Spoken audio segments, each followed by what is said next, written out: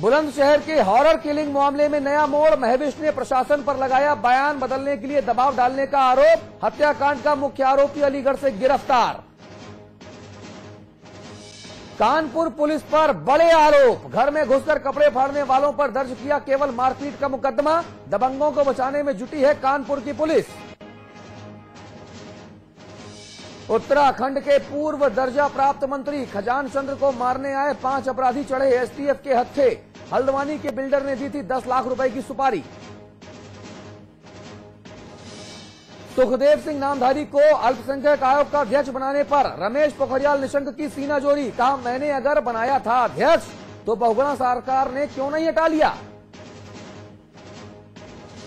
देहरादून में बसंत विहार के रिहायशी इलाकों में सेक्स रैकेट का भंडाफोड़। 7 लड़कियां और 4 लड़के गिरफ्तार। मुखबिर की सूचना पर हुई गिरफ्तारी। पटना के सुपर 30 की तर्ज पर गाजियाबाद में सुपर 50 का आगाज। गरीब परिवारों के बच्चों को दी जाएगी मुफ्त में कोचिंग।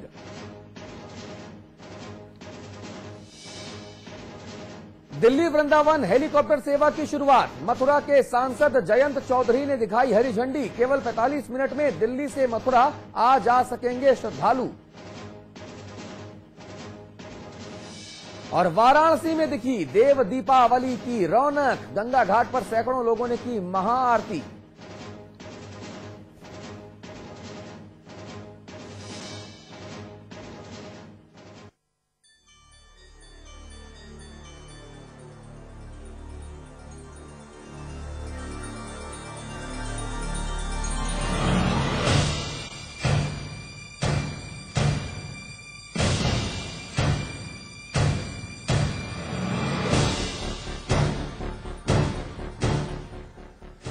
लगातार हम ये आवाज उठा रहे हैं कि आखिर सुखदेव सिंह नामधारी को उस वक्त की रमेश पोखरियाल निशंक की सरकार ने अल्पसंख्यक आयोग का अध्यक्ष क्यों बनाया।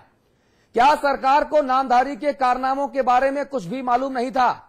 क्या उस वक्त के मुख्यमंत्री निशंक महोदय इतने भोले भाले और नादान ना समझ थे कि उनको नामधारी के काले कारोबार के बारे में कुछ समझ नहीं थी। आखिर क्यों रमेश पोखरियाल निशंक महोदय की इतनी महान कृपा सुखदेव सिंह नामधारी जैसे इच्छाधारी नाग पर पड़ी। ये आरोप लग रहे हैं, सवाल पूछे जा रहे हैं। इसके बाद निशंक ने आज अपना मौन तोड़ा। समाचार प्लस ने उनसे कई दफे कहा, इस सार्वजनिक मंच से हमने अपील की कि आप हमारे चैनल पर आइए, हमारे कैमरे पर बैठकर लाइव बातचीत कीजिए और इस मुद्दे पर बहस कीजिए हमसे। लेकिन निशंक साहब ने इंडियन एक्सप्रेस अखबार के संवाददाता को फोन किया और सफाई दी। क्या है वो सफाई निशंक साहब की, उस सफाई में कितना है दम। लेकिन इस सफाई को सुनने के बाद यह कहना तो बनता है कि साहब पहले तो सीनाजोरी, पहले तो चोरी, उसके बाद सीनाजोरी आप करते नजर आ रहे हैं।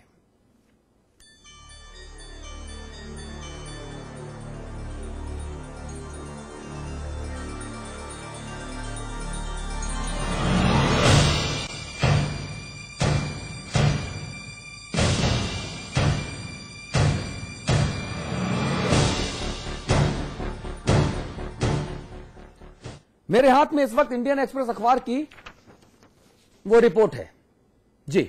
इस रिपोर्ट में जो छपा है वो मैं आपको पढ़ के सुनाना चाहता हूं।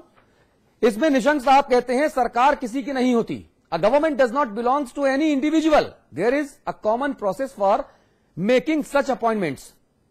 ही यानी Namdhari, he was appointed on the recommendations of the party, Pokhriyal said over the phone. He said Namdhari was State President of Sikh Sangat, which is a sister organization of the राष्ट्रीय स्वयं सेवक संघ।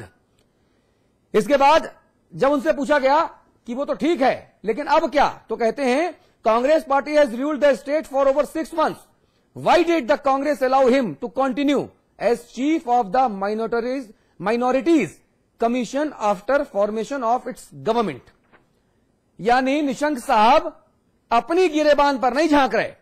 वो ये नहीं कह रहे कि उनसे गलती हुई, वो मौजूदा कांग्रेस सरकार पर आरोप लगा रहे हैं। लेकिन मैं एक और सवाल उठाता हूं। जब निशंक साहब को हटाया गया संभवतः 2011 में मध्य में, उसके बाद कुछ महीनों के लिए भुवन चंद्र खंडूड़ी भी मुख्यमंत्री बने। नारा दिया गया खंडूड़ी हैं जरूरी और उनके नेतृत्व में चुनाव लड़ा गया। हालांकि खुद वो कोटद्वार से हार गए भितरघात के चलते। इसमें भी निशंक साहब के ऊपर उंगलियां उठाई गई। जिस वक्त भवन चंद्र खंडूड़ी मुख्यमंत्री थे, उस वक्त सुखदेव सिंह नामधारी को बीजेपी क्यों अपनी गोद में बिठाकर झूले में झुलाती रही? निशंक साहब, यह सीधा सवाल आपके लिए है। हिम्मत है तो इस सवाल का जवाब दीजिए। आप इस वक्त की कांग्रेस सरकार के ऊपर अगर आरोप लगा रहे हैं तो मैं कांग्रेस सरकार या कांग्रेस पार्टी का प्रवक्ता नहीं हूं। मैं भी आपके आरोपों में साथ खड़ा हूं, आपके निशंक साहब। लेकिन खंडूड़ी जी जब मुख्यमंत्री थे तब उनकी सरकार में सुखदेव सिंह नामधारी अल्पसंख्यक आयोग का अध्यक्ष कैसे बना रह गया? निशंक जी, यह बताइए पहले आप। और आपने सुखदेव सिंह जैसे अपराधी को, गली के गुंडे को इतने महत्वपूर्ण संवैधानिक पद पर कैसे बिठा दिया? निशंक साहब, मैं समाचार प्लस पर आपको चुनौती देता हूं, आपको निमंत्रण देता हूं, पूरी विनम्रता, पूरे आदर के साथ। आप सम्मानित राजनेता हैं उत्तराखंड के, संभवतः देश के, ऐसा आपको लगता होगा। मैं आपको निमंत्रण दे रहा हूं कि आप आइए, लाइव समाचार प्लस पर बातचीत कीजिए, इस मुद्दे पर बहस कीजिए मुझसे या अमिताभ अग्निहोत्री जी से, किसी से भी। और यह बताइए कि जब आप मुख्यमंत्री थे तब ऐसी क्या मजबूरी थी, ऐसा क्या लेन देन हुआ, जैसा कुमार विश्वास कहते हैं, कि आपने सुखदेव सिंह नामधारी को अल्पसंख्यक आयोग का अध्यक्ष बनाया। सुखदेव सिंह नामधारी, पुत्र रूर सिंह, निवासी ताली फार्म बाजपुर नामधारी, जिसको इन दोनों लोग जालसाज, गुंडा और अवैध वसूली के किंग के नाम से जानते हैं, ये वही सुखदेव सिंह नामधारी है जिसका आका है रमेश पोखरियाल निशंक। ये आरोप भी लग रहे हैं। साल 2010 उत्तराखंड में मुख्यमंत्री रमेश पोखरियाल निशंक। यह वही साल था जब सूबे में माननीय पोखरियाल साहब की सत्ता हुआ करती थी। उत्तराखंड में निशंक की ही तूती बोला करती थी। और इसी साल निशंक सरकार ने एक ऐसे शख्स को अल्पसंख्यक आयोग का अध्यक्ष बना दिया जो कि इन दिनों दिल्ली पुलिस की रिमांड में है।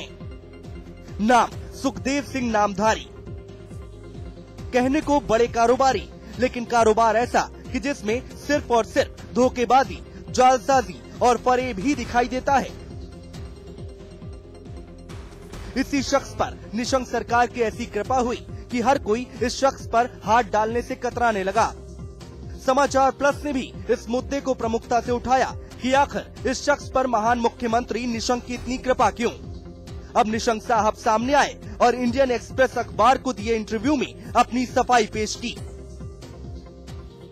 उत्तराखंड अल्पसंख्यक आयोग के अध्यक्ष पद पर सुखदेव सिंह नामधारी की नियुक्ति कॉमन प्रोसेस के तहत की गई थी। पार्टी की सिफारिश पर ही नामधारी को अपॉइंट किया गया। सरकार किसी की नहीं होती है, इस तरह की नियुक्ति कॉमन प्रोसेस के तहत की जाती है। हाँ, मेरे कार्यकाल के दौरान नामधारी को नियुक्त किया गया। वो आरएसएस के सहयोगी संगठन सिख संगत के अध्यक्ष थे, लेकिन कांग्रेस ने 6 महीने के कार्यकाल में क्यों नहीं हटाया? इससे पहले आम आदमी पार्टी के नेता कुमार विश्वास ने भी समाचार प्लस से एक्सक्लूसिव बातचीत में निशंक सरकार के कार्यकाल की कड़ी आलोचना की थी। जनता पार्टी भ्रष्टाचार को किस प्रकार बढ़ावा देती है, निशंक उसके बेहतरीन उदाहरण है। निशंक की भ्रष्टाचार में निर्लज्जता इस कोटि की है कि उन्होंने माता गंगा को भी नहीं सुना। अब सवाल उठना लाजमी है। एक तो निशंक साहब ने नामधारी जैसे शख्स को अल्पसंख्यक आयोग का अध्यक्ष बना दिया और फिर कांग्रेस सरकार को कटघरे में खड़ा करते दिखाई दे रहे हैं। एक तो चोरी, ऊपर से सीना जोरी। वह निशंक साहब, वाह! ये तो वही बात हो गई कि अपने दामन पर पड़े दाग को छिपाने के लिए दूसरे के दागों का हवाला दे दो और बच निकलो। अनुज श्रीवास्तव, समाचार प्लस। इस मुद्दे पर सरकार का पक्ष जानने के लिए हम सुपर सीएम के नाम से मशहूर मुख्यमंत्री जी के मित्र, विधायक, कांग्रेस पार्टी के सुबोध उनियाल साहब, उनके पास जा पहुंचे। सुबोध भाई ने क्या कहा, कैसे कहा, वो आप पहले सुन लीजिए। भारतीय जनता पार्टी ने एक ऐसे व्यक्ति को नामित किया संवैधानिक पद पर, जिस व्यक्ति का पूरा इतिहास ही आपराधिक रहा है। और आज निशंक जी ये कहेंगे सरकार, कांग्रेस ने क्यों नहीं हटाया, तो निशंक जी चोरी और सीना चोरी की बात मत करिए। कांग्रेस सम्मान करती है लोकतंत्र का। संवैधानिक पद पर इन्होंने नियुक्ति की एक अपराधी की, ये बात सबके सामने आज आई है। हम लोगों ने भारतीय जनता पार्टी के शासनकाल में संवैधानिक पदों पर जितने लोगों को नियुक्ति दी गई थी, किसी को बैठाने का काम नहीं किया, क्योंकि संवैधानिक पद पर एक समय सीमा होती है कि इतनी समय सीमा तक उनको नामित किया जाता है। वो उनकी समय सीमा बाकी थी, केवल न केवल नामधारी, बाकी इनके समय के जितने बाकी दायित्वधारी हैं और जो संवैधानिक पद पे हैं, चाहे वो महिला कल्याण में हो, चाहे वो आपका सुशीला बलूनी जी हैं और तमाम ऐसी लोग हैं भारतीय जनता पार्टी के जो संवैधानिक पदों पर, जिनको हटाने का काम नहीं किया। बद्रीनाथ मंदिर टेम्पल कमेटी के जो अध्यक्ष हैं, तो हमने कहीं किसी को हटाने का काम नहीं किया। उनका समय उनको पूरा करने दिया, लोकतंत्र का सम्मान करते हुए। जी, तो सवाल वही है कि आखिरकार अगर कांग्रेस पार्टी कह रही है कि वो लोकतंत्र का सम्मान करती है, तो फिर भारतीय जनता पार्टी का कोई भी बड़ा नेता सामने आकर ये कहने को तैयार क्यों नहीं कि जी हां, उस वक्त हमारी सरकार से गलती हुई और आगे हम अपनी इस गलती को सुधारने की कोशिश करेंगे। हम खेद जताते हैं कि एक गुंडे को हमने इतने ऊंचे ओहदे पर बैठा दिया। दूसरी बात ये, हमें पता चला कि साहब भारतीय जनता पार्टी के किसी वरिष्ठ नेता ने, जो संघ से भी जुड़ा हुआ है, उसने निशंक सरकार से सिफारिश की थी कि सुखदेव सिंह नामधारी को उत्तराखंड अल्पसंख्यक आयोग का अध्यक्ष बना दो। और उसके बाद निशंक साहब उस सिफारिश से इतने बौरा गए कि उन्होंने आव न देखा ताव दस्तखत किए और नामधारी साहब लाल बत्ती लिए घूमते रहे। वो नेता कौन है, इसका भी खुलासा मौजूदा सरकार को करना चाहिए, क्योंकि वो पूरी फाइल मुख्यमंत्री जी के केबिन में है और उस फाइल में एक कांग्रेसी नेता का भी लेटर पैड सिफारिशी लगा हुआ है। अमिताभ अग्निहोत्री जी, यानी हमाम में सब नंगे हैं। बिल्कुल, और पूरी तरह से निर्वस्त्र हैं। मतलब ऐसा भी नहीं कि उसमें कुछ पार्शियल हो, कुछ वैसी स्थिति भी नहीं है। नामधारी सबका चहेता था, एक का नहीं।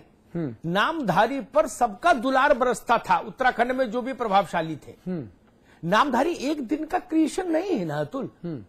नामधारी की हिस्ट्री देखिए कि ये नामधारी कब से हुआ। ये गोली तमंचा के करते करते सैकड़ों करोड़ के खेल में कैसे खेलने लगा। तो वो जब समय सीमा हम देखेंगे तो वो कांग्रेस के राजपाट से शुरू होगी और भाजपा के राजपाट तक जाएगी और अब कांग्रेस के तक। सुबोध उनियाल की इस बात से मैं नामधारी के केस में सहमत नहीं हूं। उन्होंने जो और लोगों के नाम लिए उसमें वो मर्यादा स्वागत योग्य है जो कांग्रेस ने दिखाई कि भाई संवैधानिक पदों के साथ छेड़छाड़ नहीं होनी चाहिए। लेकिन अगर कोई ऐसा व्यक्ति जो समाज के लिए खतरा है, प्रदेश के लिए खतरा है, देश के लिए खतरा है, वो व्यक्ति एक क्षण भी कंटिन्यू करता है तो वह सरकार भी दोषी है। निशंक जी का जो भी वक्तव्य इंडियन एक्सप्रेस में आया है उससे पहले जो मैं कह रहा था और उसके बाद में मेरे लिए सिर्फ 3 अतिरिक्त चीजें आई हैं। चौथा कोई प्रश्न नहीं। उनके इस बयान से उनकी जिम्मेदारी कम नहीं होती, उनकी अकाउंटेबिलिटी कम नहीं होती, उनको देश को जवाब देने की जो जरूरत हम महसूस करते हैं वो जरूरत लेश मात्र भी कम नहीं होती। हां, उनके इस बयान से 3 बातें जरूर सामने खड़ी हो गई और मैं मानता हूं उन बातों का भी सम्मान होना चाहिए जो निशंक ने कही। भारतीय जनता पार्टी की सिफारिश पर नामधारी बनाए गए, एक बात जो निशंक ने कही। भारतीय जनता पार्टी को भी वक्तव्य देना चाहिए कि ऐसे संत पुरुष को ढूंढ के बाजपुर के जंगलों से वो कहां से लाई। ठीक बात है। भगत सिंह कोश्यारी, भुवन चंद्र खंडूरी और नहीं तो कम से कम बिशन सिंह चुफाल ही सही, अजय भट्ट ही सही, कोई इसका उत्तर दे कि आपका पूर्व मुख्यमंत्री ये कह रहा है, उस पाप पर किसने सिफारिश की थी। एक दूसरी, राष्ट्रीय स्वयंसेवक संघ के प्रांत प्रचारक को यह खुलासा करना चाहिए कि आखिर इतने विचित्र व्यक्ति की सिफारिश क्यों की संघ ने, जो संघ गोलवरकर और हेगडेवार की परंपरा का वारिस है, उसकी निगाह, उसकी आंख का नूर ये नामधारी कैसे हो गया। ठीक बात है, वो वक्तव्य दे। और तीसरा वक्तव्य मैं डिमांड करता हूं इस चैनल से, चैनल की राय के तौर पर वह वक्तव्य बनता है कांग्रेस पर। कांग्रेस को भी यह कहना चाहिए, क्योंकि हम ये तर्क खारिज करते हैं कि संवैधानिक पदों पर बैठे लोगों को नहीं हटाया। हाँ, नामधारी को इसलिए हटाना पड़ा कि नामधारी की गिरफ्तारी होनी थी, संवैधानिक पद पर रहते हुए गिरफ्तारी में दिक्कत आती तो सरकार को मजबूरी में हटाना पड़ा। 9 महीने कंटिन्यू क्यों किए नामधारी, ये बात कांग्रेस पर भी उतनी ही लागू है। अमिताभ जी, इस वक्त हमारे साथ श्री भुवन चंद्र खंडूरी साहब मौजूद हैं। आप पूर्व मुख्यमंत्री उत्तराखंड हैं, आप पूर्व केंद्रीय मंत्री हैं, आप बीजेपी के वरिष्ठतम नेताओं में से एक हैं। खंडूरी साहब, समाचार प्लस पर बहुत स्वागत है आपका। जी नमस्कार। नमस्कार भाई साहब, मैं सिर्फ एक चीज पूछना चाह रहा था। सुखदेव सिंह नामधारी के मुद्दे पर आपके पूर्ववर्ती मुख्यमंत्री रमेश चंद्र पोखरियाल निशंक जी का आज एक बयान आया